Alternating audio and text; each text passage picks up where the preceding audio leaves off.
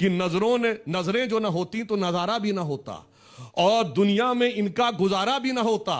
नजरों ने सिखाई इन्हें शोखी भी अदा भी, और नजरों ने बनाया है इन्हें खुद भी खुदा भी। अब जो खुदा एक खास ऑफर होता है बिहार विधानसभा चुनाव के रिजल्ट के बाद कांग्रेस के प्रवक्ता को एंकर की तरफ से, क्योंकि एंकर उनसे सवाल नहीं पूछते, वो सवाल ऊपर खुद ही छोड़ देते हैं और उसका जवाब देने के लिए खुद ही बोला जाता है। इसी प्रकार से कुछ किया आज तक पर प्रसारित होने वाले कार्यक्रम हल्ला बोल में एंकर अंजना ओम कश्यप ने, और इस ऑफर का किस प्रकार से लाभ उठाने का प्रयास किया कांग्रेस के प्रवक्ता अजय उपाध्याय ने। उन्होंने क्या सवाल उठाए, क्या जवाब दिए, चलिए देखते हैं इस डिबेट वीडियो में। आपके लिए एक स्पेशल ऑफर है। चुनाव के दौरान आप डटे रहे अपनी पार्टी की तरफ से, मैं कुछ भी पूछूंगी आप बोले अभी भी हम से सवाल पूछ रहे हैं। तो सवाल भी आप ही तय कीजिए, जवाब भी आप ही दीजिए, क्योंकि जनता ने असदुद्दीन ओवैसी की पार्टी को भी मतलब आपके बराबर लाकर खड़ा कर दिया। उनकी 5 सीटें आई हैं, आपकी 6। सवाल भी आज आप ही तय कीजिए अजय जी, जवाब भी आप ही दे लीजिए। कुछ तो आपको समझ में आ रहा होगा कि ये हाल क्यों हो रहा है। देखिए, एक बड़ी अच्छी बात आपने इनसे पूछी है भाई साहब से, ये जवाब देने में थोड़ा सा देर कर दिए। अरे भाई, हमारे यहाँ कहावत है, बाप बेटा पंचायती या 2 रुपए का बैल। वाह वाह। तो 2 लोगों की बात आप कर रहे हैं, मोदी जी और नीतीश जी की बात आप कर रहे हैं। बाप बेटा तो कोई और है बीच में दो रुपए की वाली बात मैं इसलिए कह रहा हूं कि सच तो यह है कि जिसको फिल्म का जो डायरेक्टर है, जो डायरेक्टरशिप किया, ये जो जनादेश है, इसकी पटकथा जिसने लिखी, उसको श्रेय ही नहीं दे रहे हैं। जनादेश का जरूर श्रेय जनता को मिलना चाहिए, लेकिन ज्ञानादेश का भी तो श्रेय ज्ञानेश कुमार जी को मिलना चाहिए। उस पर कोई चर्चा नहीं अभी तक। ऐसी कृतज्ञता की आशा सांसद साहब आपसे नहीं है। आप बहुत मुखर होकर बात करते हैं। भाजपा वालों से मैं नहीं कहूंगा, आपको मैं इतना जरूर श्रेय देता हूं। दूसरी बात, बिहार की जनता को निश्चित तौर पे बधाई। आज 10वीं बार शपथ लिया है नीतीश कुमार जी ने। नीतीश कुमार जी को भी बधाई, और नीतीश कुमार की पार्टी को भी विशेष तौर पे मैं जरूर कहना चाहूंगा कि ध्यान रखना भाई, 5 साल में कहीं फिर से एक बार और शपथ न ले लें नीतीश कुमार जी। शपथ लेने में माहिर हैं। ये 10 बार नहीं उन्होंने शपथ ली है। ट्राई कर रहे हैं क्या? शपथ 10 बार जरूर ली है, लेकिन जीत 4 बार ही हुई है। इसलिए मैं कहूंगा कि पूरी मजबूती के साथ जनता ने जो आप पर अपेक्षाएं, आप पर जो आशाएं व्यक्त की है, अपनी जो आशीर्वाद दिया है, तो आप एक मजबूत सरकार बिहार में चलाइएगा, मजबूर सरकार मत चलाइएगा। जिस तरह से नौजवानों पर पहले आपने लाठी डंडे बरसाए, चूंकि मजबूती बहुत हो गई है तो आपके लाठी में मजबूती ना आ जाए, और लाठी डंडे हमारे नौजवान छात्र पर जो जाकर के नौकरी मांगते हैं पटना के सड़कों पर, उन पे लाठी डंडे नहीं बरसे। एटलीस्ट आज मैं आपसे व्यक्तिगत तौर पे रिक्वेस्ट करता हूं। ठीक है। दूसरी बात, महिलाओं के बारे में बहुत प्रेम आपने दिखाया है, अच्छी बात है। महिलाओं का सशक्तिकरण हम सब चाहते हैं। एक महिला यदि उप मुख्यमंत्री बन जाती तो क्या चला जाता? उप मुख्यमंत्री आपको महिला एक बनाना चाहिए था बिहार में। अति पिछड़ों का आपने वोट यदि लिया तो अति पिछड़ों से एक मुख्यमंत्री होना चाहिए था, उप मुख्यमंत्री।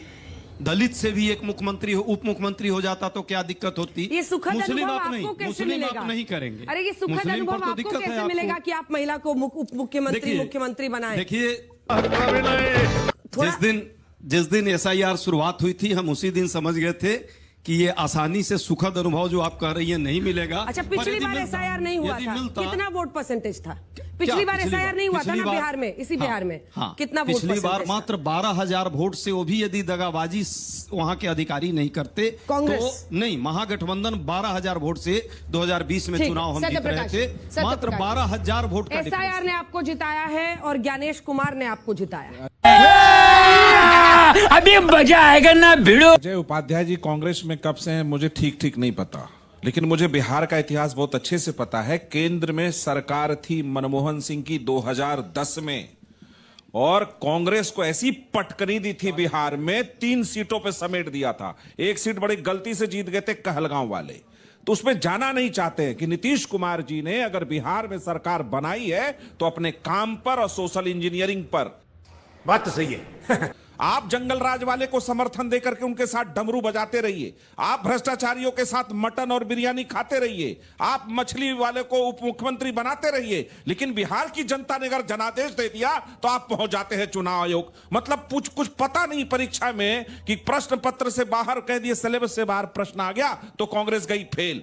ये जो ईवीएम पे ठीकरा फोड़ने वाले लोग थे वो अब अपना चेहरा और अपनी हार और अपनी करिश्मा का जादू जो खत्म हो चुका है उसको छिपा रहे हैं वोट चोरी में, ज्ञानेश कुमार के पास पहुंच रहे हैं। मैं चुनौती देकर कहता हूं आज आपको और पूरी कांग्रेस पार्टी को, हिम्मत है तो भारत में जहां जहां आपको लगता है कि वोट चोरी है ना, तो पहुंचिए और एफआईआर दर्ज कराइए, सुप्रीम कोर्ट का दरवाजा खटखटाइए।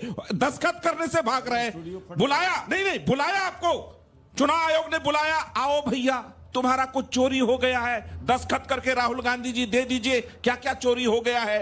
वहां दस्तखत करने से एक विपक्ष का नेता देश का घबरा रहा है और बाहर गाल बजा रहा है। तो वो 6 सीट इसलिए आया है, जनता ने आपको सिर्फ वहां नहीं नकारा है, जनता ने आपको कई प्रदेशों में समेट दिया है। कुछ तो शर्म करिए कि आप अब जनता के बीच साख खो चुके हैं और जो वहां जमीन पर काम करने वाले लोग हैं, जो आर्थिक विकास कर रहे हैं, महिलाओं का सशक्तिकरण कर रहे हैं, वो सरकार बना रहे हैं। आपको महिलाओं की चिंता थी तो काहे नहीं पूरा महिला आरक्षण विधेयक पास कर दिए थे संसद में, काहे नहीं पास किए?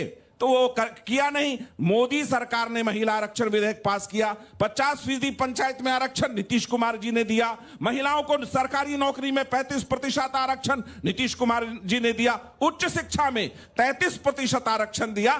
तब जाकर के बिहार बदला है। हाँ भाई, कैसी लगी आगे स्वाद? मेरा आपसे सवाल है, जैसे कि आपने सुबह से मैं सुन रहा हूँ कि वोट चोरी हुई है, तो सर कांग्रेस को देखकर मुझे एक कहानी याद आती है, लोमड़ी वाली कहानी।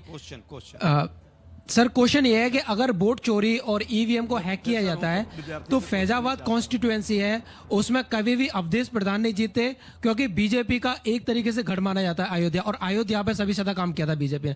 बीजेपी कभी नहीं जीती। स्मृति ईरानी अमेठी में कभी नहीं हारती।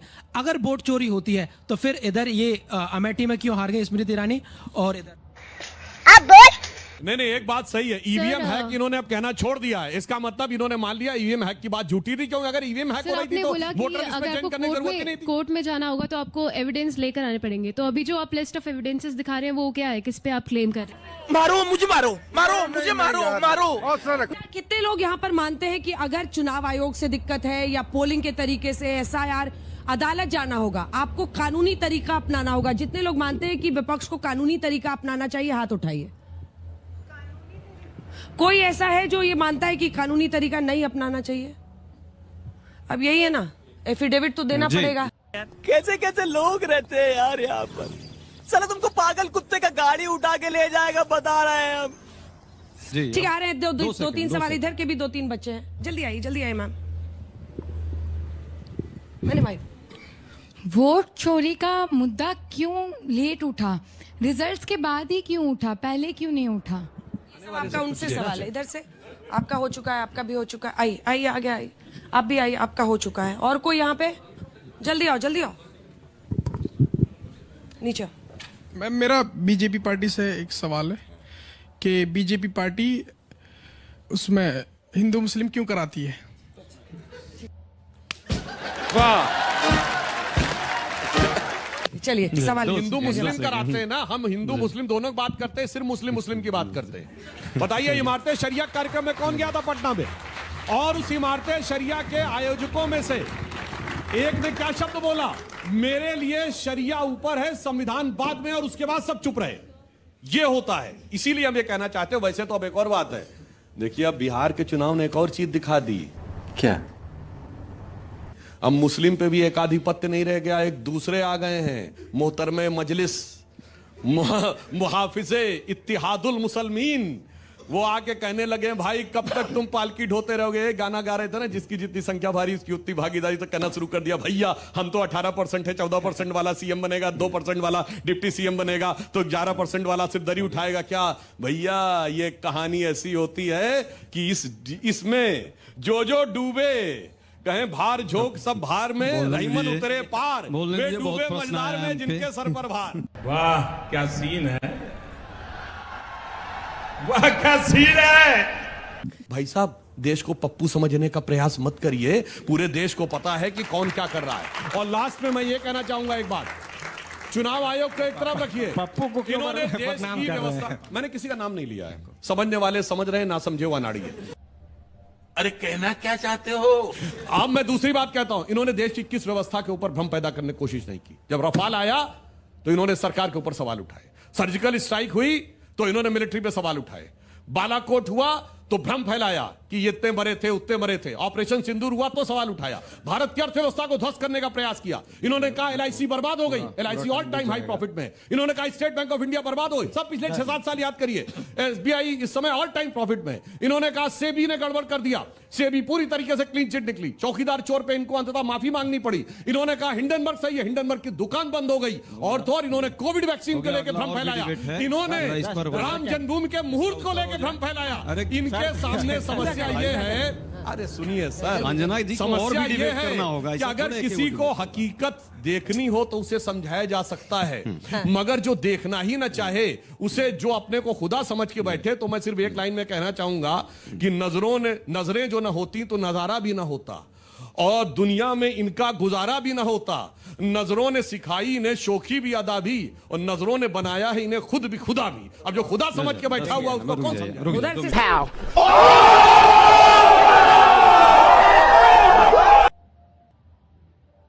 वीडियो में यहाँ तक आए हैं तो लाइक किए बिना नहीं जाइएगा और ये कमेंट करके जरूर बताइएगा, कुछ अनुमान लगाइएगा कि बिहार में कौन सा दल किसके विरुद्ध लड़ रहा था।